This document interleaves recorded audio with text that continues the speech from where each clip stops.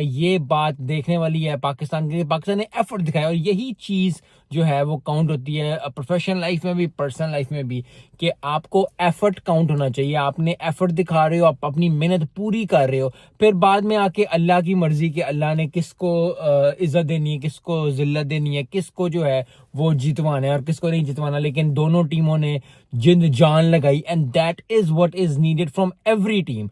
कोई भी टीम खेल रही हो, चाहे आपकी प्रोफेशनल लाइफ हो चाहे पर्सनल लाइफ हो आपकी, आपने जिन जान लगानी है, आपने मेहनत करनी है और आपने जो है जो कुछ आपके पास है वो आपने टेबल पे पुट कर देना है। उसके बाद रिजल्ट्स मैटर करते हैं समवट, लेकिन ओवरऑल पाकिस्तान ने बहुत जबरदस्त खेला, साउथ अफ्रीका ने बहुत जबरदस्त खेला, जबरदस्त टेस्ट मैच हुआ और इस तरह के टेस्ट मैच चाहिए ही चाहिए पाकिस्तान को भी, साउथ अफ्रीका को भी। दूसरा टेस्ट अभी बाकी है, शान मसूद 1-1 कर सकते हैं, लेकिन आई थिंक थोड़े से चेंजेस करने पड़ेंगे, जो कि सबको पता है कि कौन से चेंजेस और क्या चेंजेस करने पड़ेंगे। अब